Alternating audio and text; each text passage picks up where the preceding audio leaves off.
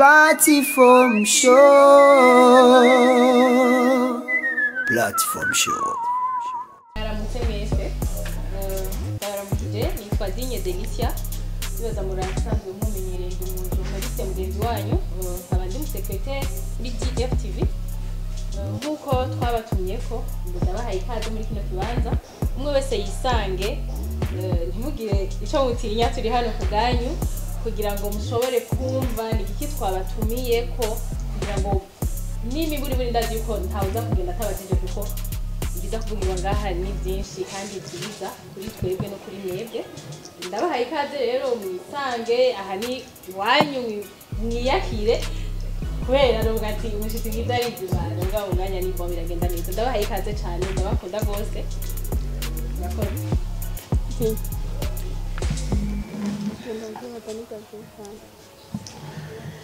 Okay. Ndabaramukije nanje. Murakomeye. Yego. Turaza kuvuga mu ndimi zibiri kugira dushobore kumvikana ko ndazi special nka platform show hariho benshi bakurikirana ari Giswahili benshi babumva Giswahili batumva Kirundi ama mu ndimi zibiri zose ndi tayari kubishura hama ndabashimiye kwanza kubona mwitavye kwa mukino munsi ko na muri ngaha Imana bayizagire hama turi kumwe na Iva ari muri association ya journaliste culturelle hari association ya journaliste culturelle mbabamwe mutari mutazwe muyizi arimwo rero ari ngaha onekanda mu mwanya nawe baramutse tugira amahoro murakomeye nanje ndumwe mu bamenyesha makuru bitaho cyane imico n'akaranga nemaze imyaka 10 hama nanje nkaba nashimye kuza gushigikira kino gikorwa muzi yuko igikorwa sici wacu sici wanyu nicatwese nico abantu bose bakunda Alikiba nico abantu bose bakunda umuziki ndundi nico abantu bose bafise inyota niyo guterera kugira bashobore gufasha kugira turabe entertainment yuko mu Burundi yashobora gutera imbere aho twari turi turako twotera imbere nk'ibindi bihugu byo muri kano karere murakoze ego iyi conference irimwo imice myinshi hariho benshi bivaye n'ibirihe duhitiyemwo bagiye bandondera fani turakeneye ikiganiro mugakwa nari busy cyane ntibyashobora gukunda bavuga ati hari ni murindire buca ndabatumako novuga yuko conference ya show ya Alikiba si muga izoza adoshika nga le 22 cyo tubakoranya le 24 iyi rero irimwo byinshi hari ababonye video nambaye urushungi bamwe baravuga fani yarongowe atatubwiye ari n'abandi telefonati biko birabera hehe tuze uko mengo na mfite ico nahishije mugabo sinashimye kugira ico mvuze ndavuga nzogira ico mvuze haro n'ibyindi byinshi novuga ko muhawe ikaze kubaza icyo cyose mwari mufise mu mutima mwari mukeneye kumenya kuri fani na DFTV akanyani gwanyu mundani wa kwenu kwa waongeaji wa Kiswahili Waswahili wenzangu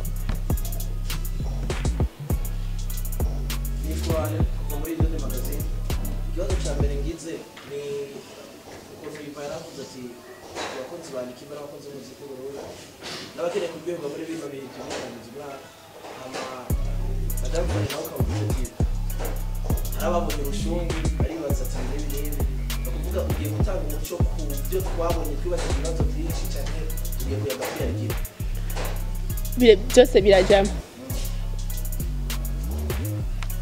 yitwa Hari Province n'abashaka kumenyesha amakuru kuri DFTV nkuko madahamagaye kugira tubaze nashaka kubaza byerekeye ibimaze imisi bivugwa byerekeye fani hamwe na kampuni bavuga ati ibintu twumvise amajambo menshi ko ibintu byari DFTV byatwawe biri mu rubanza bihe icyo twashaka kubaza nitwa Rusi Presenta nkabandinda kugara Daisy FM nakuze ko muri siporo amakuru twabonye bambaye Alikiba uko wabivuze twifuza ko mutushoboye ibyo byabaye kugira ngo mubone byinshi kuri Garushungi nyene ameze mukuri Alikiba ukuntu zo hano bikimanije gute muri rusange murakoze nakira bitatu bitatu cya gatatu nitwaye Badesi ntabwo muri Ujana ubatubwiye ko icyo dufise ubatubwiye ko tugiye kuganira ku bijyanye n'amafoto yagaragaye ariko hari indi foto yagaragaye ifoto yagaragaye wari kuri yari tati uri ku mashusho ya sinema eske Fanny agiye kuza arakina amasinema cyane murakoze ujyawe niwo muhira ndaza no kumwishyura hanyuma reka mpere ku bashyitsi uwo mujournaliste wo muri Izere irajyaho mu Rumongera. Okay, video mwabonye nambaye Rushungi ntabwo ari mariage y'ukuri. Nariko ndakina filme yitwa 6 Days. Habonetse mu nambaye Rushungi kandi ni filme nari nifuje kuyisohora mugabo hacha hasohoka filme ya mugenzi ya bagenzi bacu bo muri Bujahi TV Nobela. Turabona ko mengo ntizosohokera rimwe tuko turagora abantu. Reka twande turindire basohore hama natwe dukurikire nta kibazo kuko akazi turagasangiye twese turi bamwe. Rero umva ni filme yitwa 6 Days igiye gusohoka vuba aho nabonetse nambaye Rushungi mugabo ntabwo yari mariage y'ukuri. Gukina filme kandi murambagije ngo bigiye kubandanya. Genda umuntu novuga ko fisingabano nyinshi maybe nabandi batari bazi. Nibuka nkiri moto ko nakina amatriatre mu rusengero. Urumva yuko gukina filme birajanye n'ibintu usanga dudatinya kamera cyangwa udatinya kubona hafi y'abantu. Umva uzoba afise filme yose yateguye zondondera cyangwa arondere mvaro mtazaji kugira shobore kubara kugira igikuru ni ya ntumbero nyene yo kubandanya twerekana yuko mu Burundi dushoboye ntituzumwe turakurikirana amafilme yabo hanze nkomego bijya bakira twe ntavyo twokina twobishobora kandi twobikina neza kandi abatukajyohera abarundi bagenzi bacu. Wabajije ndakwishura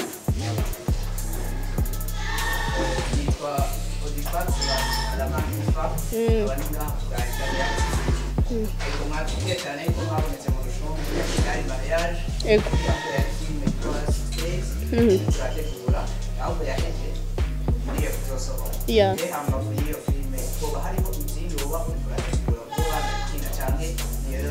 Oya siyo yonyene n'izindi ziko ziraza kandi nyene yaraheze ndiko ndavugana na Azam TV ko turakumwere twayigurisha iri mu rurimi rw'Iswahili cyo twayigurisha muri Tanzania babanze bizovana na kontra ziba dusinyiranye nabo nibamara ku kontri heze niyo tuzobana kuyishikiriza ku rubuga rwacu mugabo n'abakeneye kugura amasede tuzobimenya aruko Azam TV bivanye na kontra tuba twagiraniye tumva turi mu processus. Ikibazo cyanje kuri yo film 6 Days nivyo bamwe bamwe twaragiye turabona trailer urabona ko bakinye nka Tambo Great Films aho twabonye umukinyi wa Marines yamenyekanye cyane na mu Burundi none turaha ikibanza mu filme Tambo ni mu bantu bamaze gushika mu mawade yatandukanye muri monde ya cinema mwarakinanye twibaze yuko ari bigiye gutuma hari iterambere kuri umwe wese kuko numwe mu bafite experience muri film kubera ko umunsi nimba twaje kuganira kuri filme atari ngaha hama ikindi kibazo tutakigira kabiri kuri filme nyene bavuze ati ngiye kudandaza tuko turayagana haza mwene tukodandaza iyo filme ku rwego mpuzamakungu ni kimwe mu kibazo nk'uko mwari mubivuze twigeze kubaza muri Nobela film launch mbega niyadandazwa abakinyi mwakinanye bafise interest ngana gute ikibazo cy'uburyo. Okay, murakoze 6 Days ni production ya DFTV.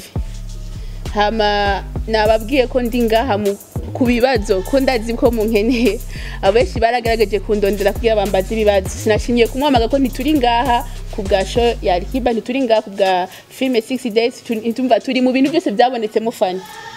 Ego umva ibyo bintu byose byabonetsemo Fanny ibyo byose byavuzemo DJ Fanny nibyo nkeneye kwishura ko kuko abansabye ibiganiro bose nababwiye ati ni murindire ndiko ndarondera umwanya mwiza bivaye n'akazi murazi mwese yuko sanzwe ndanakorera nimbonesha kure nkuru y'igihugu umva iyo tugeze ku mwisho w'umwaka nka November December haba akazi kenshi cyane umva rero kuronka umwanya kugira ntekane nshobore kuzima ndi abantu nishure si ibintu bya byoroshe cyo tumanababwiye ati unkeneye wese ni benshi banyandikira bantelefona turagutumira batumiye mu kiganiro muga nkabura umwanya bivaye n'ivyo nari ndimwo mugane ndavuga nti ifore ko ngira conférence de presse ndabahurize hamwe mu bibazo byose ndabyishurira hamwe tabwe imaze kugurishwa deja cyambere ni production ya DFTV ikindi nibaza yuko mwese dusanze tuzinanye sikwagi mu binafsi ata kidogo ikintu ndakirose ndakunda ndagisangiza n'abandi kuko baba barashize mu bwenge bwabo bashize mu ivyumviro bashize mu ibiki même si no barije natanze amafaranga kugira ya film ikwinewe ikintu mbarije no banaragize byose mugabo hariho mind zakoze kandi mind z'umuntu nizo burya nibwo butunzi bwa mbere babukomeye rero wumva je sinizogurishwa ngo amafaranga yose ngo ajya mu mufuko wa fani oya izogurishwa umuntu wese azi ko afite igikorwa yakoze na novuga na n'umudirector wacu Logic Jamal asanzwe akora muri DFTV mugabo iyo filme na iyo filme twakinye ntaho bisa na contrat afise muri DFTV umva bisigo ko nawe iyo ico kintu kibonetse pati iwe irahari nkawe hari kimwe mu kibazo cyari cy'abakozi wowe no kugerageza kumwishyura ni kimwe mu bibazo byose ngaha niba yaragize niba yifuje kujya mu mwishyura kuko bamwe na bamwe harabaye amajambo harabaho gutinya ukora ko iyo muri cyo kintu ubwo n'umunsi ko wavuze ati ngaha byamuzwe ko kubyo birandikwa mbego n'umunsi DFTV byifashe gute ibiriko biravugwa mu bantu ni by'ukuri nimba mwo bamufise ukuri mu gutanga ibiriko biravugwa mu bantu ivyaha ubwo yuko byumva bishavuze abantu yuko DFTV n'umunsi garagara ibyo twari twarabonye atari hari n'umunsi biri mu rubanza nibaza yuko ayo izo ni imvugo benshi barabivuze ababitinye nabazi umwuga kuko deontologie ya journalisme amugenzi wanje araza kugira icyo babwiye nta mumenyesha makuru ab'inkuru je nawe mumenyesha makuru mugenzi wanyu ntaho byari bisani kugira mu ngira inkuru cyo tuma abaza mwuga babiretse DFTV yari muri societe yitwa Music FM yari ishani nk'ishami hakaba harimo n'izindi mva ni societe yari ifise abasosiye babiri societe yari ifise abasosiye babiri societe nibaza murumvisha ico gisigura inishira hamwe y'urudandazwa rw'abantu babiri abanyamitaye babiri reka manda mu mwanya gatonya basomere stati kugira mu menya gusigura ico stati yavuga kugira mumve yuko abavuze ngo bamwe baravuga ngo fani yivye ngo yarivye abandi ngo fani ngo byinshi byaravuzwe nta nibyo nkeneye gusubiramwo lakini waliongea wengi ni wenye akili shafyatuka kwa sababu kama akili hazija kufyatuka huwezi kuongea kitu ambacho hujapeleleza ujue ukweli kitu kama unataka kukiongelea jua umesikia nafasi ya mtu wa kwanza muulize na wa pili hii kitu kikoje sio uchukue kile cha kwanza ndio mtu unaongea en plus sasa kitu nikaanza kusema vile vitu vimenipaga na vimenifunguaga mind fulani mimi niko mtu ambaye nilikuwa napokeaga message sana fani nakupendaga fani napenda kazi zako bla bla bla na comment nyingi lakini nilirudiaga kuangalia comment za watu wengi ambao walikuwa na comment kwenye ile issue nikaishiwa mtu ulikuwa mkutananaga naye mnaongeaga anashinda kukuuliza wewe ajue ukweli tena anaanza kuongea kwenye mitandao hiyo imenipaga fundisho nijue ni watu gani ambao naishi nao unaona so hamna kitu cha kusema sijui ni ngoja aongee mwenyewe Ivan okay imbere ko mvuga ibi nashaka kuvuga gato iko kintu yaje kuvuga kijanye ko nta mumenyesha makuru ab'inkuru ahubwo muhamagare wago kumugwanirira mu gifaransa bwa l'élange sale on se lave en famille siko kubera iki mu gisoda iyo umusoda agize ikosa batamutwara muri yarya amaparike tumenyereye abandi bantu bose bajamo ni kwera basama banga babashaka kunyegeza kugira ntihagira abandi bantu bumva ibiriko birabera indani wajeje umutekano natwe bwirere n'umuryango hako naka bamwararaza ago nitwe gaho tugenda tugenda tukamufuka agashambara ndabesha uno munsi wo kumva umuvyeyi wawe mu bavyeyi bawe kumbure naho yoba twagwa no gukunda anyotegwa cyane siko gukunda kumbure inzoga hama mukumva hari abantu bariko baramuvuga nabi kubera eske byo kuryohera kumva ko nawe uri kuraterera mu kumuvuga nabi kwirigara kwishura aho ukorera ndetse n'ahandi excuse mugabo karakano kugira tubereke yuko duhamagariwe ahubwo kumugwanirira duhamagara ahubwo gufatana mu nda tukamugarukirako tukaraba mbega nigiki twomufasha kugira ivyo ariko arakora dushobore kubishigikira naho nivyo byoshobora ugasanga vyibwe cyangwa ugasanga birafise ukundi kuntu vyagenze sinzi ko niko muranyi muco nshaka kuvuga hama rero tubandanije iyi Muziki FM ni societe yose ifise ukuntu itunganwa murabizi hari amategeko y'igihugu hari amategeko y'abantu babiri bagiranye ivyo bita amakontra siko ariko rero isosiyete kugira ibeho biragusaba kuba waciye kwa noteri bikagusaba kuba waciye mu kigo kijejwe gufasha abanyamitahe ivyo bita API agence de promotion et des investissements murakizi rero ivyo byose rero bisaba kandi kubisa manife bisaba kurumva ivyo byose n'amastatut urelabora ugakora hamukatwara kwa noteri akagusinyira agakora akazi ka noteri yuko ivyo bintu ari byo n'amasezerano siko niyo umuntu ashaka kubakana n'uwundi ntibagira amasezerano baba baravuganye hagati yabo mu nyuma bakagenda imbere ivyo bita etat civil n'amasezerano y'abantu babiri rero imbere yanje hariho ivyo bita baraciye kwa noteri nguko ngaha tubibona hari igenekerezo ry'indwi ukwezi kw'icenda muri 2018 mu mwaka w'ibihumbi 2018 rero statut murazizi ukuntu ziba zimeze barandika ko inimero ryari uyironkeye mbega wayironkeye muri kwa noteri wahe muri commune iyihe aha ni muri commune Ntahangwa handitse ko Madame Nyamuranga Fanny Seni ni karanga muntu murabizi carte nationale d'identité numéro 210 agakwego 91 akaburungu amajana 260 rero tubandanje tugega cyane kubandanya murabizi ko kwa noteri barashira ko ibintu bavuga ati okay ni nakana nakaje ariko tugiye muri api rero no muvuga ati umutahe mbene wabande mbega yishira hamwe rigiye gusangira inde nande mbega bazanye uburyo bungana gute mbega azanye ivyuma mbega azanye ubumenyi mbega azanye amafaranga mbega azanye ubundi butunzi murabizi siko aha rero kuri ico twokwita ikigabane ca kabiri canke chapitre ya kabiri abaza gushaka muze kubikamera siko mu bikamere gusa kugira mubone yuko ntariko ndavuga ivyo nifonde ariko mfise hano ndiko ndabikura rero ku kigabane ca mbere byo bita ama denomination mbega siège izoba hehe mbega objectif inumbero ni yihe birimo nga nuko kuri article ya 3 iyo bita ingingo ishira hamwe rizokora ibiki ivyo bita ama service publicitaire izodandaza izoja kugira hamigera ivyo bita ama couverture événementielle ivyo byo murabizi kukuvra ama anniversaire ama mariage n'ibindi byose biri muri événement ndiko ndageze kunyarutsa rero kuri chapitre ya 3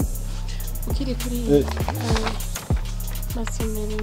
ok là ça va reka ndabisome statut de la société Muziki FM des personnes à la responsabilité limitée SPRR entre les soulignes Nyamuranga Fanny Life Maisha il a été convenu de créer une société de personnes à responsabilité limitée Muziki FM régie par la présente statut et les lois en vigueur du Burundi, spécialement par la loi numéro 1/09 du 30 mai 2011 portant la code des sociétés privées et participation publique. Chapitre 1. Dénomination, siège, objet, barre, direct.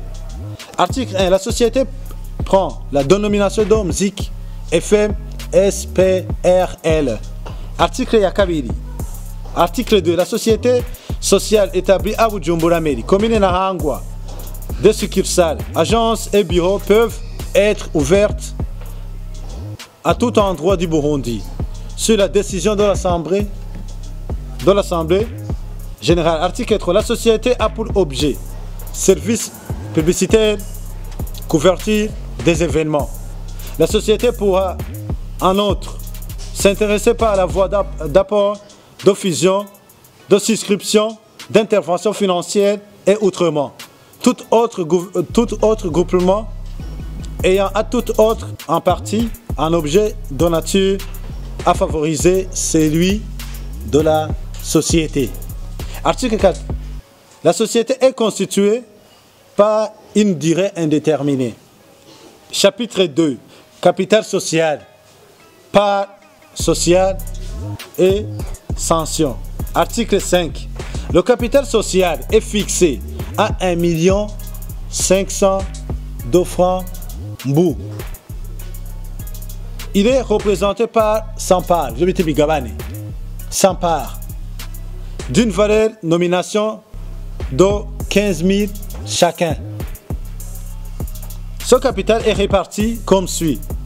Associé Nyamurangwa Fanny a ce nombre de parts associales siku imigabane ingana na 50. Undi wa kabiri bayisangiye ni Maisha, irindi ni Life. Bafitana imigabane ingana na 50. Reka nsome ya nyuma les parts sociales ukuntu bagabura imitahe. Bishaka gusa nibiri hejuru nico kimwe. Uretse ko gusa nabasanga ndiko ndisubiramo. Okay. Urakoze cyane Ivan. Kuri ico kibazo kwa hilo swali ndio nilikuwa nataka kujibu. Ilibaza yuko idea yo kugura radio sinayigize maze kumenyana na Live. Muri buka 2016 narafashe indege nja muri Tanzania ngiye kubonana n'umuhisi Ruge Mutahaba. Hamu biyacho ntabyibuka abo babyibuka barabivuga murabyibuka. Ari mu 2016 nagiye kubonana na Ruge Mutahaba aho nari ngomba kumenya mbega amaradio yunguka gute. Ko mbona nga mu Burundi tuguma kuri même ligne utabona mengo nta karusho kanini nari ngiye kubaza rero kubaho bandi bateye imbere menye ukungene bobo bunguka kujya radio ko yari indoto yanje kuva kera kuzogira media nini media ifisi radio na televiziyo binini cyane wanashaka kuyisi niho nagenda kubona na Ruge Mutahaba ngiye kumusaba impanuro no kumusaba bije bigenda gute umuntu afisa yayunganganya gute byinshi gutyo ngerageza kubikurikiranira hafi rero urumva ko iyo ico ciyumviro nenda gifise kuva kera ku buryo buke nari mfise natuza kuba mfise umu associate kokorana kugira yumva ko nzi yo ide icyambere ni kuba wokora business ni kuronka umuntu abitahura aho nararuse umurundi ava mu Buyenzi yitwa Musomari mashaka kujya Instagram yo mukamubona numu ex manager wa Q-Boy aturemezanya kubikora narambye ati wewe ngende uhagarikire ibyo mu Burundi kubera mu Burundi urazi kuba hariho processes kugira ushinge media ushinge radio hariho kwandika projet kemererwa ari wakuru kagenda urihe genda ugira ibi iyo byose rero uyo Musomali arambye ati jewe ko ntari mu Burundi genda ukurikirana ibyo bintu byose bikamara ubirihire byose ubirihire hama uzuranyereka ku marisite amaresi y'amafaranga wagira ari ha ugenda uraca hose hamajendi no nzokwereka amafaranga na nguze mw'ivyo ibikoresho bibaye tutwotanguza hamanze tu balance amahera uzo wakoresha nzoba nakoresheje tumenye ko tutangara gukorana right ndavuga ati okay nta kibazo rero mu nyuma niho twamenyana n'umuhisi Live mani mwakire mudabibwa kandi komeze kumuburukire budashira kuko ujyara umugabo wejo njani jambo tumaze kumenyana niho yavuga yambaza ngo uri muri Tanzania ndabona wabonye waposti ziri muri Tanzania ati ndagiye kugira ibintu ngonaje yo ndayifise mu mugabo ngo kwa ntaraza mu Burundi ngo sinzi ibintu byo mu Burundi kunyere bimeze ndamani oya ni bisanzwe bimegenda kunuko okay sawa rero acabandanya aranyekiserera kumanyandikira Facebook nabashaka ndaza kubereka ama message ya mbere itariki 7 z'ukwa kane mu 2016 aho nari muri Tanzania tukavugana kuri Facebook tukavugana mu nyuma asaba nimero wanje WhatsApp ndayimo tumaze kubana tuvugana uko niho yabyinjiramo cyane ko ashaka kubona nanjye rero ndicatsi ndabalance ndavuga Eleven Musomali ari kuri tele Dubai ratko Dubai hari ikintu cyose umuntu abarondera mugabo iyi domaine si domaine yiwe cyane kuko avusanga ndiko ndakora nkakora jenyene muri societe basanga we akenisa tugabira inyungu ari je nakoze cyane mugabo uyu wundi Live yabyari ibintu byari idea ari muri we yarabikunda cyane banegera kandi bimwe mwe yaranavyize kuko yari n'umu director shooting ama video ndabana uyu wewe twona afashanya mu vyumviro iyo nyungu yo ugo buhombe yo nabubona faster kubera ibintu abizi cyo kimwe nuko nomene ku mutwe dukora n'undi muntu so nce ndandikira urwandiko Musomali ndamubwira ati duhagarike mugabo ukeneye kubandanye uwo mugambi no kurondera abandi bantu mwokorana nta kibazo mugaje narose undi muntu twokorana tuvyumva kumwe rero life acaza asubirira mu masezerano ko dufitaniye jewe n'uyo musomali basi cyabigenda gutyo rero araza kubona ngo kumbuga ngo aheze turiko turisuganya kugira dutangure niho yitaba Imana hitavye Imana umwaka wose urahera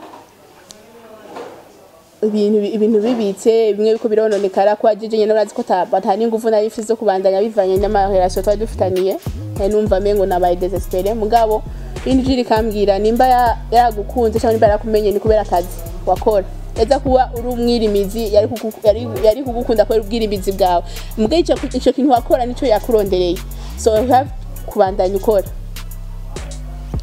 niho navuga ati mbo aho sense kuri no societe yacu mva ko yarimwe amapoint yo gukorera ko laki nkatatu hariho gutunganya ibiteramo hariho gukora ama publicité ko niyo muziki FM radio rero yari kuzoba maze kwitaba Imana mva sashaka kubibana yaje nyene sinashaka kuronka umuntu twogira nandavuga ati no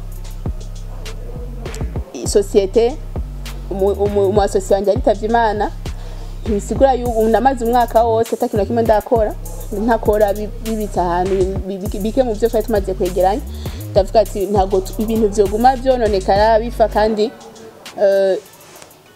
societe mu association akiriho kandi fise ico no kwita procuration yari yaransigiye akiri nga mu Burundi ngiye ntahari urazi ko yo muri abasosiye babiri umwe adahari asigira procuration mugenzi we aturafise gukora igishoboka cyose ku bwa societe yacu then tukabandanya kwamba rero umva umuryango we twari dufitanye ubucuti umva nta bintu birebire umuntu yatsaba kuyumvira bikabije ndavuga ati no gukora iradio bisa bintu byinshi ko twari tukiri muri CNC duhaye autorisation twacha dutegereza kwitwara muri ACT umva ACT na yo process na utwaye bwagereko ACT kandi niyo batubwira ati hakenewe transmitter imeze uku kubera ni ntushaka kugura transmitter cyangwa emetteur ACT itabahaye ruhusha ko niyo imenya puissance twokorera ko nga mu Burundi basi rero kumva bya bimeze uko mva umwaka urahera ibintu bitangira kononekara insinga zikabora ibikimwe nivyo kwa byari bitahanu ndavuga ati toko nkora kantu gato rero byo bundi nanagiye kumona mbona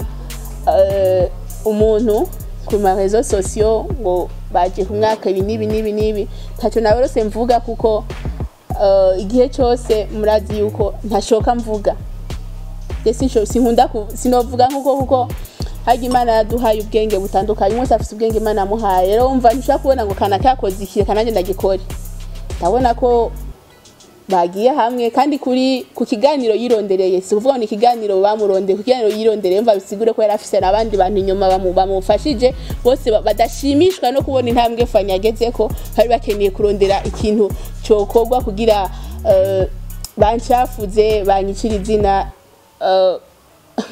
bantukishe mwe nivyo oyi interview yararondewe kuko hari nandi ma televiziyo yaciye ko mikiganiro ngo mbavuga ibi nibi hari rero bamwe ati yatwe ivyo ntavyo twokora arageraho gihe ahabwa interview handi hantu mugama murika ko mwabonye ko iyo interview tamaze n'imisi ngahe baciye bababije kwifuta rero nababwira yuko hari ibintu bimwe muri urugwaruka turi muri ino aje turimwo dukwiye kwiga kumenya kuvuga kwiga kumenya kuvuga ikintu mbere iki kintu ndakivuze bigende gute so rero bimaze kugenda uko ubutungane uravuga ati ko mutumvikana ibintu bitegereza kuja hamwe mu butungane bukore nta minote nagiyeho nta gasho nigeze njamwo yani kubona ntihari affaire penale yari affaire civile yari commercial yari societe umva nta mumwe yari kunantoreriza y'amafoto yo mwabonye ngo nambaye minote ngo nagize iki nta ibyo bintu bigeze binahaba n'umunsi wari nuko rero ibintu bimeze hama rero turacarindiriye yuko sentare igira ico bivuze ko kuko yaza kuba ibona yuko hari ibintu bitagenda neza kuko murazi ko uruno rubanza rumaze at least amezi 3 umva hose baba bakiriko baratoratoranya ibintu bavuga ati okay turabonye ibi umva rero society isazi ifise na nife registre commercial ndice tumana ntacho bakuronka ikintu ndabivuga ko impande y'abantu kuko naraherewe kubona ibintu abantu ko barandika nkabona nk'umuntu nahora nsanzwe nzi turamukanya neza afise n'inimero yiwanje akananirwa kumbaza fani imeze gute mbwa nkabona ku social media bla bla bla bla bla bla tafuka ati okay fine bo DFTV rero irabandanya ndazi yuko mose mubibona ntabwo tuze duhagarika ibiganiro twabaneye dukora kandi murabona ko dukora n'ubu rero aho kubereka yuko ibikorwa biriko biraba iri muri ko mu bariko baratunganya DFTV fatikanye na DJ Entertainment nibo bazanye Alikiba mu Burundi sigure ko indoto je yanje gukorera cyabananya nobody yashaka kustopinga jewe ndiko nkora ikintu kiri muri je sinkora ikintu kwa nakibonye kuri kanaka nkaye nkora ikintu kiri muri jewe so nkora ikintu kiri muri jewe ni ku masengesho y'abantu bamwe batahura ibintu ku masengesho y'abavyeyi banje bamvyaye ni lazima imani ifashe kandi lazima mbandanye ntera imbere gusubira inyuma n'igikunda mbandanye ntera imbere at least mpaka mfuye abakeneye kubona DJ Fanny atakiri nka DJ Fanny labda wanikorogea sumu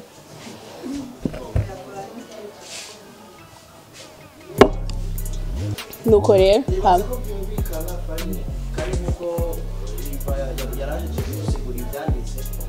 mwarimo kuvuga ati hari abantu batari bifuza kubona Fanny nagiye mbona ku mbuga ngurukanabumenyi n'amajambo nanjye ndahererwa ndabibona nk'abandi ahubwo ndatangara aho byatangaye abonye ibya interview twese twaratangaye ariko ikibazo cyaca kigaruka ku bantu bazi ubucuti bwa Fanny na Gaga Blue hari UNDI studio yari isanzwe iyo management twabona live maisha ya kugenda nibaza ko Fanny yari ari mu mwana tungana igitaramo kuzana sibe by'ubwo nibaza yuko byo byavuye kugira ngo Gaga Blue acire ba Fanny bataravugana Fanny acatanga jewe sinzi kuko ntitwavugana nawe kuva umuhisi itabimaraje nitwe tuvugana cause nta kuntu wo kwibaza womenye umuntu yagufashije umuntu yagukuye muri kino gihugu akagutwara mu kindi urazi nk'umuntu agutwaye mu kindi gihugu abantu bamaze kutembera barabizi Tanzania ni igihugu cya mbere kigoye kubamo kuko n'umubanyi arajya kuraba umubanyi muba muri kumwe urashaka gusonza we akaba ariko arajya kandi muko murarabana mbere banashaka ngatera inkuru umwe mbwa ariko aramiragura umuntu yagutwaye ngayo imagine umuntu yitavye Imana harahera indwi batarazana ikiziga indwi zibiri tugandaye muri famille nta musi n'uyu yigeze ashika kandi ari ngaho Bujumbura none uyo muntu weza mubo uvuga niki tubona yuko muri ushobora ko mandi ziwawe niziwiwe ntibijanye none mugiye mandi zitajanye mumva muvuga niki je ntitwigeze tunavugana na gatonya kuva mu kwezi kwa kabiri ku mwaka wa 2019 twigera tuvugana umva je sinabashaka kumenya ibiri muri we sinashobora kuvuga ngo ndagiye ibiri mo ndabimukuremo atavyonzi ataki nta kintu na kimwe narinzi kandi ciza nuko hagati y'ibikorwa vya jewe nawe nta cyabana cyari gihari kandi ataranapfa wenyene Live TV yarayihagaritse ababa babizi ni mu mbeshozi yarayihagaritse kuko umva je nari mfise DFTV kuva ntaramumenya bambe DJ Fanny TV kuva je na tutaramenyana DJ Fanny TV yari hari kandi hariyo n'ikiganiro mugiye kuri YouTube mu video ya mbere mwoyibona yuko murayizi ni video tutaranamenyana umva DJ Fanny TV yari hari nawe azana live TV nka live TV rero mu nyuma mu bakozi biwe sinzi ibintu bitagenda neza kuva yavuga ngo ndabahemba muga ntibakora je sinari umusi ntitwakorana muri ivyo bintu rero umva abahemba badakora sinzi ivyo byabaye arayihagarika acavuga ati Foxing na Music FM ndabona ko ibintu bizoba bimena umutwe hama kuvyerekeye UNDI jewe akiriho wenyene nta nubwo nari nkiri muri UNDI hariho ikintu cyari kimaze kuba je nawe ubucuti burengeje cyabona ko mengo sinshaka kubana yamvugana nawo niyo misore arambwira ati reka ndondere wundi muntu ahagararira UNDI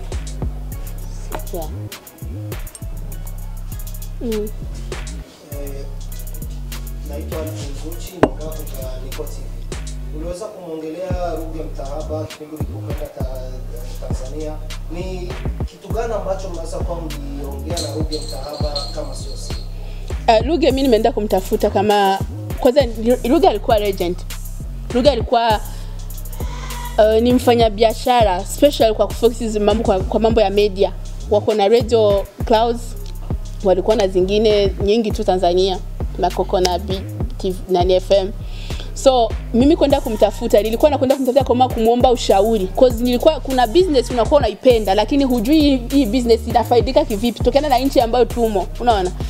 Siwezi kuwadanganya mtu kama umezaliwa Burundi kwa kulia Burundi, kila kitu Burundi. Kuna sehemu ambayo uwazai ufiki. Lakini ukienda kuwatafuta hao wengine wanakupa na njia gani za kuweza kujiendelesha kwenye hiyo business. Biashara ya media mimi ni biashara ambayo naipenda. Toka niko na miaka 6 nilikuwa namwambia mama nitakuja kuwa mtangazaji tena mkubwa. Kwa hiyo ni vitu ambavyo navipenda sana kwenye damu yangu. Nilikwenda kumtafuta, nilimwomba ushauri, akanambia okay. Tuone population ya nchi yenu. Nikamuonesha wavulana ni wa kiasi hichi, wasichana yote ni hivi. Entertainment yetu iko kihivi. Ili alambia wewe fanya hivi. Kwa hiyo amenipaga ushauri kwa kuweza kuendelesha radio yangu endapo itaifungua. Nilikuwa bado nipo kwenye process, nilikuwa sijawaza kuifungua.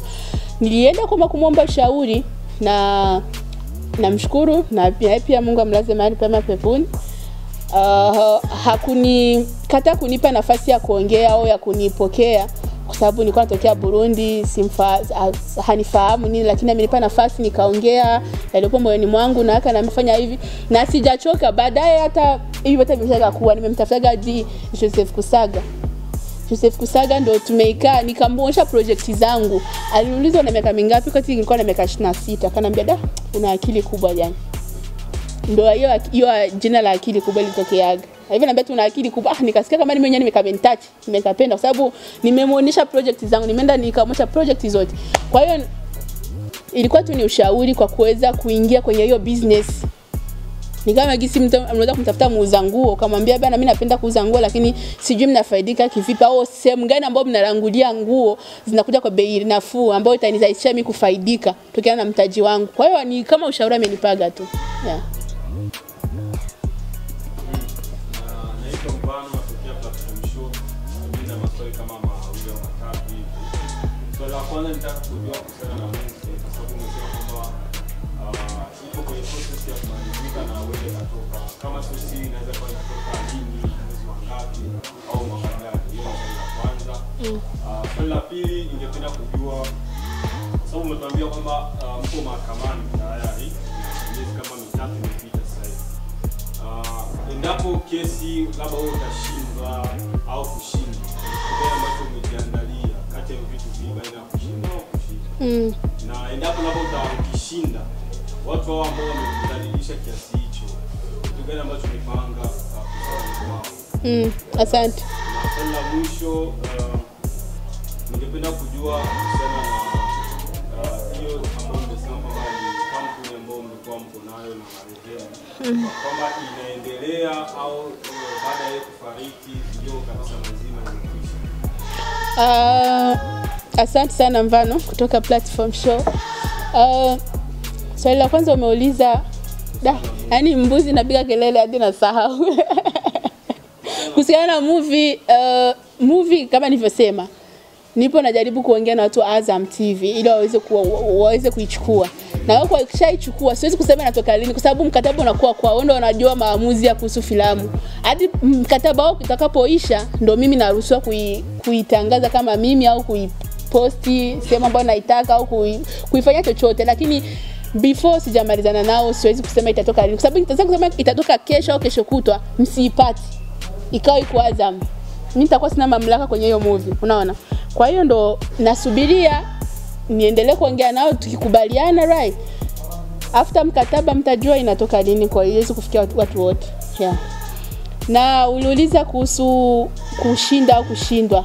Hii kesi hamna mambo ya kushindwa au kushinda kwa sababu ni kesi ambayo iko wazi.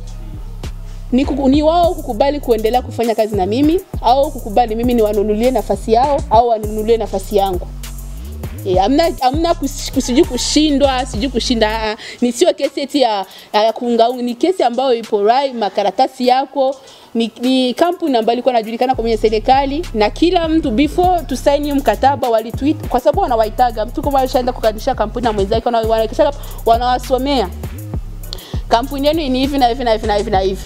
Mkikubaliana na hao maamuzi ambao waliwasomea then mna sign. Sawa. Na kitu kingine ambacho watu wabia waliongeaga sana wakujuaga mimi maishani mwangu sijawahi kuchanga business na mapenzi. Maisha yangu mazima yani ninavyoniona na umri wangu huyo sijawahi kuchanga business na mapenzi. Mapenzi ni mapenzi na business ni business. Hata utakuwa sema kwa sababu Mariam alikuwa anatoka na Fani kimapenzi, labda ni sijawahi. That's why tumeenda kwenye mkataba, kwa sababu nilikuwa nasema hivi, unaweza ukachanga mapenzi na biashara, ukatumia pesa, ukatumia nguvu, ukatumia akili, alafu kesho mwanaume wako akamchukua mwanamke mwingine, wewe unatoka. Kwa hiyo mimi sijawahi kuchanga mapenzi na biashara maisha. Yeah. Kwa kuhusu na ningaliki namalizia kuhusu kusema eti hao kifika unashinda au walio kuchafua, kama siwezi nikawakasirikia kwa sababu aliyeongea yote mimi mtu akiniongelea na nachunguzaga maisha yake. Mtu wote akiniongelea yani najaribu kutafuta, nafuatilia maisha yako. Nikishaona yani mwenyewe pale najipaga jibu, huyu ameongea kwa sababu ya hivi. Kwa sababu nakuona tu, sasa unaanzaje kuongea kitu chenye huna nacho ushahidi? Sasa mimi ukishaniongelea na kuangaliaga, sasa walioongelea wengi akili shakafyatuka. Kwa hiyo mimi singefuata kufuatiliana nao. Na kuwasamea lazima niwasamee kwa sababu hojao pekao hajielewi. Nitakosa kumsamea aje? Hata Mungu anasamea. Mimi na sasa hivi sina matatizo naye au sina matatizo nao, walioongea wote kwangu yashagaisha. Sinaga matatizo hata kidogo sababu hii ni dunia tunapita. Sasa kesho leo kusema leo namkasirikia fulani kafanya hivi. Huko kwa Mungu tenda kwa disia nini? Kwa hiyo siwezi kukasirika sababu hata baadaye sijui kulikuja hata mchango wa marehemu Karim, naye pia Mungu amlaze mahali pema peponi. Baadaye kusema eti sijui tunasubiria kuona list ya Fani anafanyaga mambo mengi. Mimi sinatoaga msaada. Mimi kwanza mtu wa msaada kwenye dini langu ni thawabu. Mimi natafuta thawabu. Ni thawabu kutoa. Na furahi na kila siku mimi nikitoa lazima Mungu anifanyie maajabu. Sasa mimi siwezi kutoa sababu fulani amesema. Mimi natoaga, naanza nikatoa hata kwanza siwezi kuongea kuhusu kutoa kwa sababu tunafahamiana maisha. Burundi ni nchi ndogo, Bujumbura special nika mji kadogo, kwa hiyo tunafahamiana, huyu anamfahamu wenzake. Matendo ya fulani na matendo ya fulani, ndio maana muona hiyo issue haikuzaga sana. Kwa sababu wenyewe kunifahamu wananifahamu na ndio kupata tu cha kuongea. Ni issue imepitikana kwa 1 week baadaye kaisha. Kwa hiyo ningekuwa niko mtu mbaya, ningeongelewaga sana. Kila mtu angetupia mapovu, lakini haikuongea sababu wananifahamu. Tunafahamiana Bujumbura, unakuaga tumezaliwa hapa tukakulia hapa, mtu unakuwa unamfahamu huyu mtoto fulani, maisha yake nayafahamu. Huyu katokea sehemu fulani, maisha yake namfahamu. Kwa hiyo mimi siwezi nikawakasirikia waliosema, nishaga wasamee kitambo tu. Yeah. Mashaka yangu ilikuwa ni kama mwe kwanza yuko ananicho tuvuga hapa bosi wa machana. Waravuze ati hamna kushinda. Niba ashaka ko muri kibanza cyabo nzokigura. Cyane tubandanye iko. Cyangwe bangurira. Bega nigeze mutubira neza. Zaseka kosa za Fani. Niziye muri ifata ingingo yisunza amategeko. Ngaho nyine kuri icyo kibazo kijyanye no kubatunganyiriza sentare mu byoshika ko twiyumvira ku mpande zose ko ni tuzi sentare iri ibyashika igashobora kubahuza impande zibiri zose. Wewe nk'umuntu wamaze kubabona yuko batariko barategura ikintu cyiza kuri wewe, si bose uriyumvira neza ko si bose mugabo gukorana nabo je n'umuryango wanje kandi ndabakunda cyane, gukorana nabo nibisanzwe, nzokorana nabo babishatse, badabishatse naho nta kibazo. Kandi ikiza nuko muzi ko ibintu byabaye kandi def tifite kizihagarara no twahagaze twadukora ya nuko rero kubaza kuterekeye ibitwa byumvise kubyerekeje kuri show igiye kuba kandi biserengereje. Turabona kuri hafi twarabonye ko amafaranga menshi ufata 10,000 turi mu bihe bya corona. Sirije muriteguye ko abantu bazoza muri show ari benshi.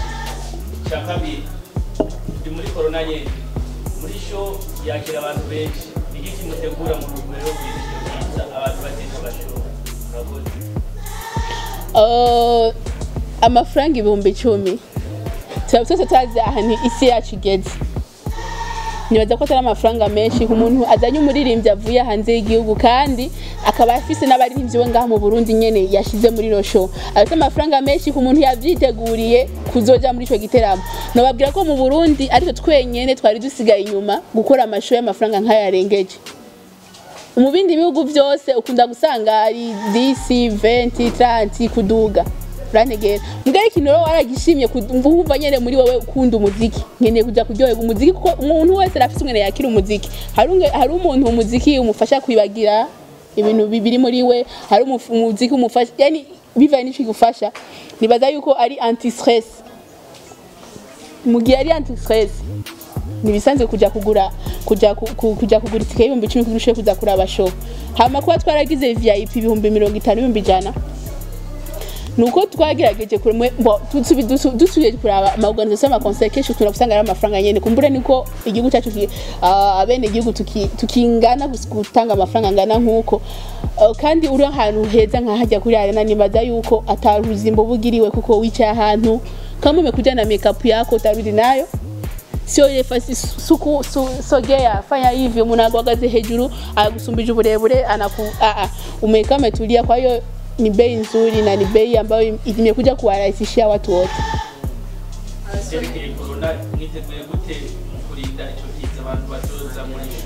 Turashimiye kwanza kuona novuga kuvyerekeye corona. Mu Burundi nayo bana. Mbo turashimiye kandi kuvyavuze kuvyerekeye corona turashimiye urongoye igisagara ca Bujumbura ufungene yadufashe mu mugongo araduruhusha kuko yariza duhuruhusha nuko abazi ko giteramo kizoba kandi akeneye kugifata mu mugongo kandi ivyo vyerekeye byo gusunikana bya corona vyiki biratunganyije zoita bakarabe babare binjire oya Hariho bagize fotade mu cyane mukarabe ya mamigera mu isigiye hanze amamwizi Mimi hapo kwenye show hapo. Kwa sababu tunafahamu bana biashara ya show bila matangazo inakuwa ni tatizo kidogo. Nikiangalia namna matangazo yanavyokwenda show yapo chini. Yapo chini. Kwenye mabango nini makava kidogo yaonekani sana. Na kingine sijasikia zile faraga za kwenye radio nini sababu tunasikiliza radio tofauti lakini sijasikia matangazo yoyote na Okay, nadhani umekosea kwa sababu kuna radio sasa FM Please. Hiyo miongoni mwa radio ambao wameanza kuongelea hii show. Kwa kuona yani walivyoona cover kwa mara ya kwanza waliongelea sana. Buja FM pia. Kina Edson mpaka natumiwaga na hata nikawa dereva wangu akanitumia ka audio amerekodi radio fulani nasikia. Na kuhusu bango zimebandikwa tu mtaani au mpaka niwaoneshe. Hata kwenye mimi napita kuna naona mtu anapiga hata picha kwenye bango tu kawaida ama mambo ya mapoto Uswazi kwa sababu mnajua Alikiba ni Mswahili na Uswazi Mabuyenzi Manyakabiga Buiza nini kwa hiyo hivyo viko na pia tumebakiza siku 7 kwenye hizo siku 7 yeye anafika tarehe 22 Burundi atakaa karantini kwanza kwa sababu anapitia chini atakaa karantini ya asante atakaa karantini alafu tena kitoka kwenye tarehe 24 kuna road show kuna kuongea na watangazaji kama hivi mlivyokuja hiyo yote ni promotion nadhani pia sasa hivi tunashukuru Mungu Burundi na kuna mambo ya utandawazi sasa hivi hata mwenye simu ndogo anapata Facebook tulipana paka sponsor kwenye Facebook waweze kutangaza show yetu nani hawajaona cover kwenye Facebook yake tumetag Burundi zimezunguruka sana unaona kwa hiyo sasa hivi yani hivyo zipo tu atakaye kataa kuja hata sema sisi kujuaga amekataa kuja labda kwa kuogopa bei au kwenye mambo yake binafsi sio kwenye matangazo sababu matangazo naona watu wanafanya hata wao wasanii ambao tayari wapo kwenye bango wanajaribu mmemwona Sadbi amepost Instagram yake na wale ambao wanamfollow ndio wanaambia wenzio jamaa nimeona Sadbi ameposti ana show hivi na hivi na wana kumfollow Alikiba nadhani Alikiba pia ni msanii mzuri wa kufanya naye biashara. Mchona asha posti show mara ngapi? Mara nyingi tu. Unaona? Sio kama eti kama wale wasanii umempa dili, mmemalizana ka posti ni moja au mara pili, yeye kasha posti takriban turu 6 na bado hajaja sasa. Unaona kama mambo yanakwenda vizuri. Ikibazo cyane kuri show mugaze yuko gisaba ikibazo cyane mu conference. Wari ikibazo kimwe mugabo kigizwe n'utubazo twinshi. Yeah. Mwavuze kubijanye na promotion ku batumvira Iswahili hanze nakavuge kuko wari wameze nk'ukishu. Nivyo mu gihugu cy'u Burundi bijanye n'ibiteramo hari ukuntu mbego turacyari nyuma cyane. Gatoyi cyane mwavuze ku kibazo cya dimi nibaze yuko ibiteramo bya bitano n'ahandi barabiba n'ibyagusa mugabo biravana n'ingene isho bipazo.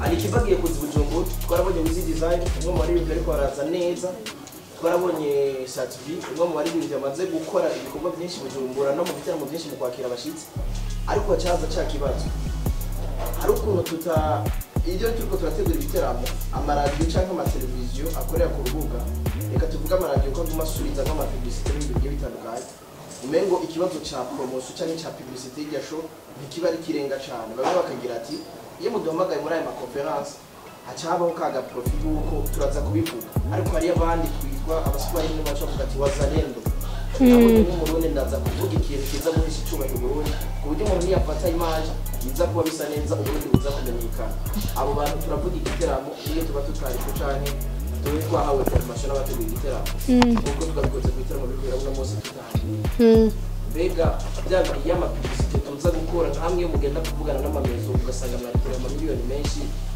turakora kugira ngo iby'iwacu bitere imbere ya hashtag iby'iwacu imbere bega bari iby'iwacu n'umunsi barikora habwa agaciro mu kuriha amahera meze neza no gatoshikira umunyamahanga mugaza faranga tugiwe bimeze gute cyo ni cyambere icya kabiri ni twarabonye Satvi na wizi design n'abadanser mbega bari ibyo guherekeza riki bajya bonye cyangwa hari abandi tutarashobora kumenya. Okay, murakoze. Nibaza yuko mutarabona afishe ya bose ntirasohoka izosohoka dimanche. Rero abaririmbyi bandi baracyaza si bajya bonyene mwabonye n'abandi baracyaza hama kuvyerekeye sponsor nibaza yuko mwagerageje imikino umuntu yari yakoze yibaza kora mu bindi bihugu yo usohoye like cover cyangwa umuririmbyi azwi agapostinga abavuga ati Burundi ndaje, Tanzania ndaje, Uganda ndaje, amakampuni nyine atagaragaza kumurondera uranegeye kurondera abari muri organisation bimeze gute urumva kugira bashobore kumenya ukungene basunika business yawo umva ama service abajanye na marketing atagerageza kumurondera nukuri no babwira yuko tugeze turo kumuntu aturondera. So nibaza ko ari ko novuga maybe ni ukwere mu show umwaka amabi nkuko beshi yawe twagiye gatanga market bavuga ngo budget ngo zaraheze kwera ngo ari no dutanze ikete twadodoye kuko radodoye winjiye watanze ikete wasiguye ivyerekeye giteramo bakwishuye ati wapi twe mu budget ntiyifashe neza kwa mu show umwaka.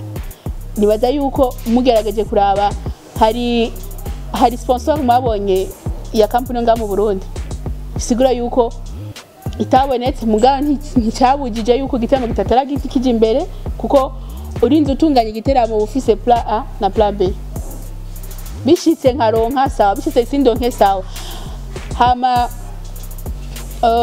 kuvyerekeye ivyo baririmbye bavuze nibaza yuko twese tuzinanye nkuko navuze Burundi ni buto Bujumbura ni buto bivuga by'umumwe wese muba mubizinanye ko urashaka kuvuga ati ndaravye Alan imyaka amaze mu mwuga nivyo ariko arakora ndabona kweri ndamuhaye n'umupira wanje yambare kugira aze kupostinga ko yambaye umupira wa DJ Fani nta ruhombo no bangize si nkuko novuga ko no gushira hamwe tufate na Dindelisi ndiko ndakubwira kuko umva biva n'ukungena uburambe ufise mu kazi nivyo umaze gukora nivyo uri kurakora umva twegera turutana gutyo umva rero kuvyerekeye uburyo mwose aba aronka uburyo kandi kuvyerekeye organization z'amashow hariho ukungene bivana n'uwo muba mwavuganye kuvuga bivanye n'uburambe bwa Alikiba ashobora ko yarose miliyoni cyane cyane bakaronka zitanu. Oya ivyo ntavyo navuze oya ndakubwira ku karorero wanashaka wosanga nabo bahereye rimwe Asante sana. Farino mwana mwiza yatanze contact za manager wa Slay kwa muri management ya Satbi. Mbega tugiye kubona bimeze gute? Hariho za contact kwa bari ndiba. Nuvuge ngo Farino mwana mwiza kubera icyo kintu. Jewe nuko nabisiguye. Nukuri novuga ko Imana yampezagije ama connection. Kandi je connection yiwanye sinigera shaka kuyigumiza mo je nyene. Ndumuntu nkunda mbone ko icyambere murazi ko nkunda igihugu cyanje. Kije ndakunda Burundi vraiment. Rero yo mbonye igikorwa cyakorewe mu Burundi cyangwa cyavuye mu Burundi kuri je ndaryoherwa kuko nabari hirya no babaza ati wini wakutokea wapi Burundi? Burundi. Agacha ba interesse kurondera Burundi nubwo atababuzi. Rero kuvuga igihe nahujije Asile na Satbi sibijya byonyene. Mu nyuma naraje ndavuga nti je navuga nataye manager wa Yemi Alade ndambwira nti please mwarafashije abatanzania ubu bageze ku yindi ntamwe Tanzania amazi ko yatangiye kujuga cyane kubera bagiye gukora amakorabo n'aba Nigeria. Rero namwe natwe ni dumudufasha arambwira Fani umuririmbyi azodusanga Lagos vraiment naje tuzomuhiye korabo. Naraje ngaha nkicururuka ikibuga cy'indege narabivuze umuririmbyi yumva yuko yoje Nigeria naze naruse connection bamumpere korabo mugambazo bavuye mu Burundi aha mu Burundi nanje ndi gihugu cyatwibarutse kuri je byo ndiyohera. Rero kuri Alikiba musanzwe muzi Alikiba je ni brother kandi Alikiba ntitumenyanye kubera nagiye mu mazimi no myaka 6 mu mwuga oya nkiri n'umunyeshuri twari tuzinanye baza ko muhora mubona no kuri Instagram je ndiraji wiwe ngikoni nkateka nkarya mama wiwe muza mubona ama video tukuna amatu turateka umva je ni brother Alikiba ni brother umva rero nta kintu no mubwira kucerekeye kumfasha cyangwa gufasha igihugu cyanje areke kutwumva. Rero nubu ndavuze muririmbyi wese yego ndabaze ko nk'amadomo ndabaririmbyi beje rero ndindi yaze hama tushenda mubwira ati naba kuko abo bose basavye nta numwe novuga ngo nuwi wanje cyangwa no navyaye cyangwa no bose ndabakunda nta numwe mfitaniye nawe inzigo cyangwa beef cyangwa iki bose turakundana. Rero nzoshira ku meza ati naba hama manager wiwe kuko nawe afite management agerageze kuraba akazi k'umuntu kavuga ati ya uyu power bose ni sencho kimwe bose zabara barundi kuri je bizonjohera.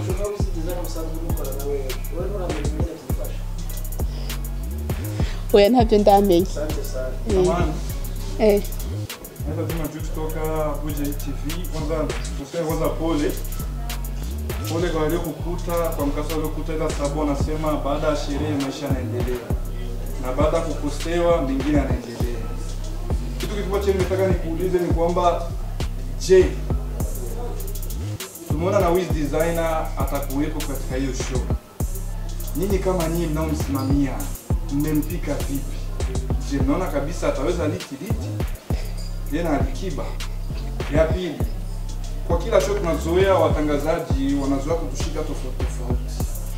Labda tukitaka kwenda kutafuta habari kwenye show mbalimbali, labda usikie wametuziwia, labda usikie wametuchukulia tofauti. Je, na hilo mmelipanga aje nyinyi kama viongozi wa hilo swala?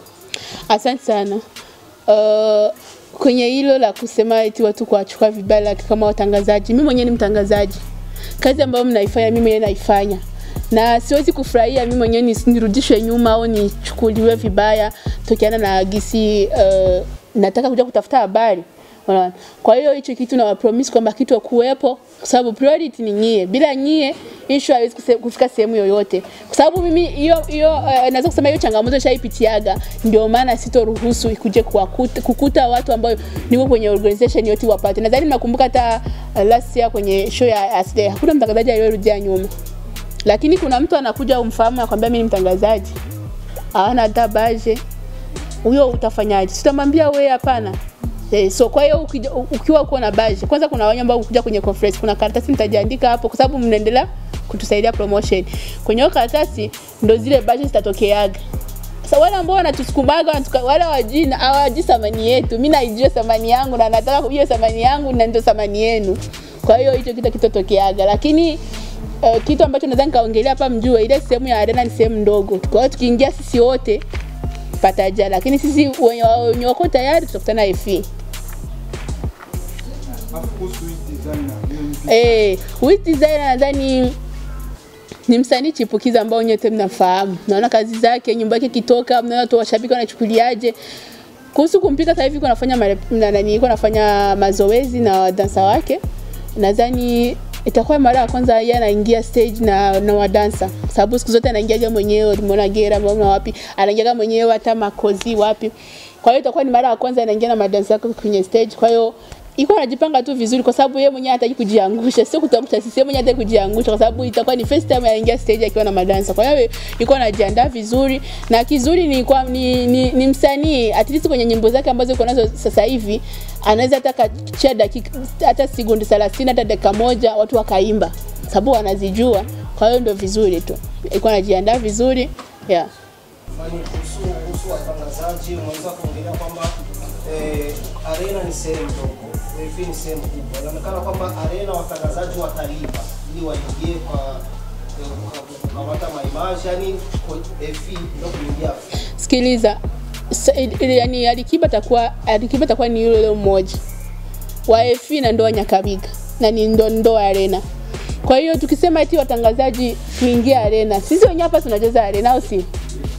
Sasa wale watu ambao tunahitaji biashara, wale watu ambao tunahitaji faida kupitia hiyo show, unasikia watapata wapi? Ndio nikasema vema EFI kwa sababu pale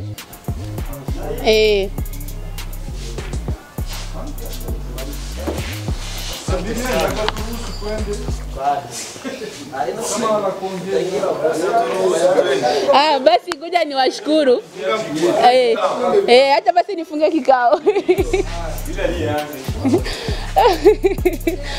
Bana mimi nawashukuru, namshukuru sana La Vista. Mzee baba naona amefika. Bana shukrani sana. Na nyinyi wote shemeji yangu pia nakushukuru. Nashukuru watu ambao mmefika, mamidi ambayo yako hapa. Niliwaambia hii haikuwa press conference ya kuongelea kitu kimoja ila kesho tu. Sababu ya show inakuja tarehe 24 na tutaambiana, tutatafutana kwa sababu sisi wote tuna namba, tuna manamba, tunatafutana, tutaambizana na tutatafutana. Kwa hiyo show press conference ya tarehe 24 ndio tunasubiria vizuri kuongelea. Sasa hivi ilikuwa ni yale masuala ambayo watu walikuwa nao kwa sababu ya DJ Fani. Tulikuwa tunataka kuyaweka wazi na watu waelewe. Pia nashukuru sana nyote ambao mmetazama vipindi vya hizi media ambazo ziko hapa. Ni media ambazo zinajitolea kufanya kazi. Sio kwamba vifaa na akili za watu ambazo wanatumia na muda vinatosha kwenye malipo ambao wanayapata, no. Lakini kuna ile kujitolea kufanya kitu tunajitolea. Imperial TV, Niko TV, Bujumbura TV, Buja Hit Platform Show, hao wote nashukuru sana. Nashukuru pia watangazaji wa DFTV.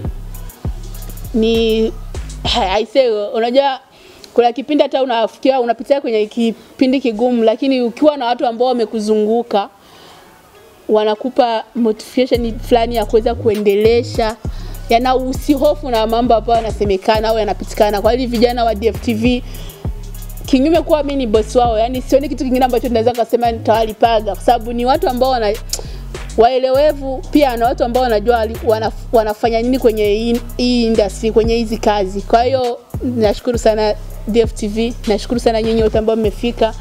Mungu awabariki na wapendeni sana, na watazamaji wetu Mungu awabariki pia. Waendelee kushare linki za ma TV online Burundi kwa sababu Burundi ndio nchi pekee ambayo TV online hazilipi kiasi ambacho mtu ametumia kwenye gharama ya kuweza yani kulipa. Kuna kufanya biashara, kwa mfano umeinvest 100,000 lakini kwenye siku 2 siku 3 watu wanapata hata 150,000 mshaingiza 50,000, lakini kwenye TV online sio hivyo. Kwa hiyo mbarikiwe sana, namshukuru Eva manager. Nyote wote nawashukuru. Asanteni, nawapenda sana.